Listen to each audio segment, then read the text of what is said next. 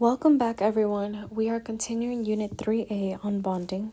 In this lesson, we are going to practice how to write ionic compounds, being given the name of the ionic compound, and then writing the formula. For this lesson, we are going to need the periodic table. So here I have a copy. You take out your copy from your reference table and flip to the periodic table. So we're going to need our periodic table, as that's where we're going to get the charges of each element. And let's get started. So here we're given the names of ionic compounds. Now you'll notice that some of these ionic compounds have Roman numerals and some don't. We will get to why we have that difference. Let's go to the first one. The cation for the first one is nickel. The symbol for nickel is Ni. Now, if you don't know the symbol for an element, you are going to Table S. Table S gives you the symbol, the name, and a bunch of other things. Now, the Roman numeral that follows the nickel represents the charge of the metal. In this case, nickel is the metal, so nickel in this ionic compound has a positive 3 charge. Now the anion is the oxygen, the oxide. If you go to the periodic table, you will see that oxygen has a negative 2 charge. Now the reason I went to the periodic table is because oxygen as oxide can be found on the top right of that box. For nickel, the Roman numeral is what gave me the charge, because if I go to the periodic table, I see that nickel has multiple oxidation states. So it has a positive 2 and it has a positive 3. So it needs to tell me what charge this nickel has, as there are 2 charges that nickel can have. And it tells me that by giving me the Roman numeral after the element of the metal.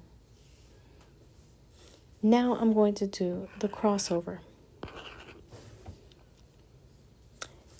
Please notice how I only circled the number. I didn't circle the charge. I didn't circle the positive or the negative sign. And now I'm going to do the crisscross method, which means that this 3 is going to go to the oxygen and this 2 is going to go to the nickel. So what is the formula of nickel 2 oxide? It is Ni, and now the subscript comes from the charge of oxygen or oxide, which is 2, with O, and the subscript of oxygen comes from the charge of nickel, which is 3. That is our formula. Now let's go to the next one.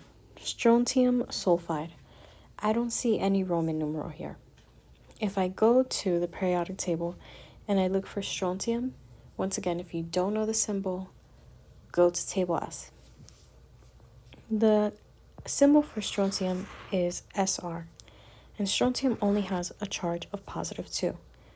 So here, there's no Roman numeral needed in the name, since strontium can only have 1 charge, which is a positive 2.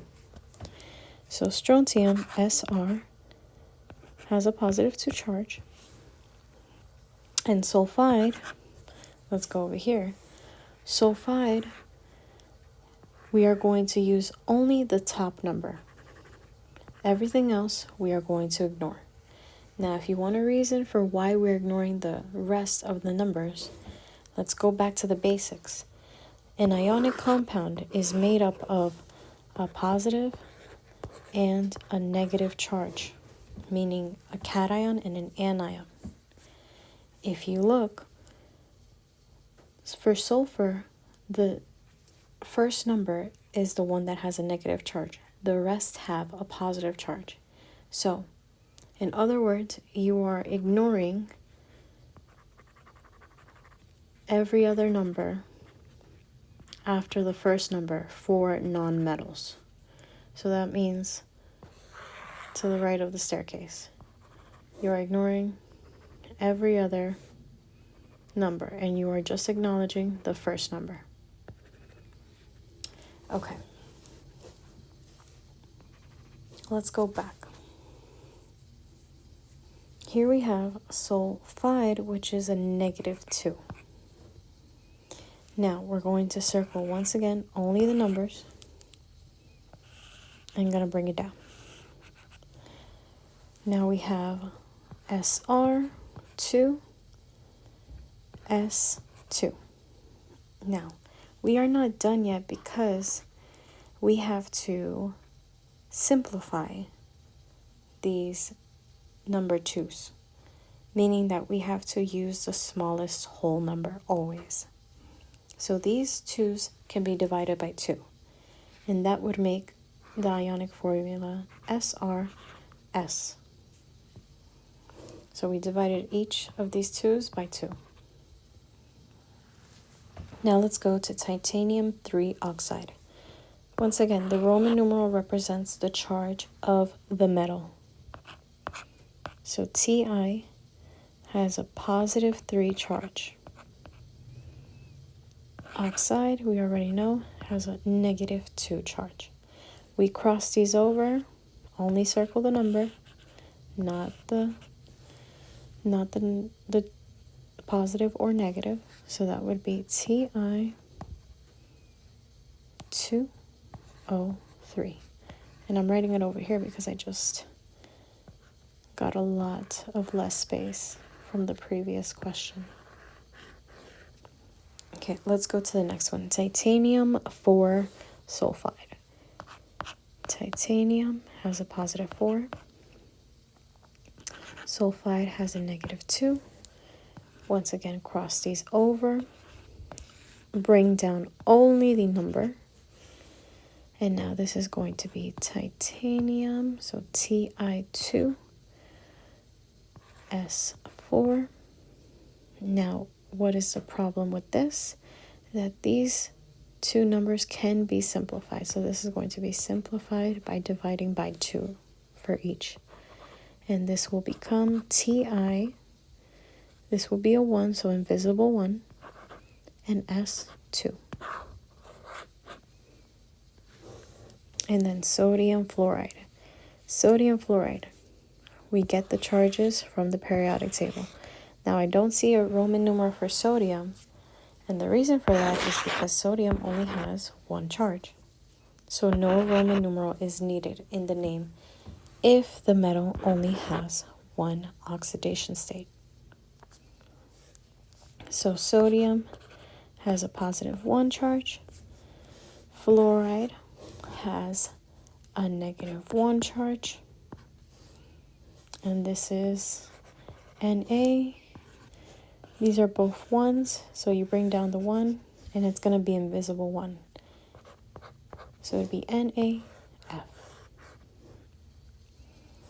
Last one, manganese 2 nitride. Now manganese, the symbol for manganese, once again, if you don't know it, go to table S, is Mn. The Roman numeral represents the charge of the metal. So manganese has a charge of +2. And then nitrogen or nitride, let's go to the periodic table. And we look here, it has a -3 charge. Bring down these numbers. And we get that Mn3N2 is our ionic formula for manganese 2 nitride.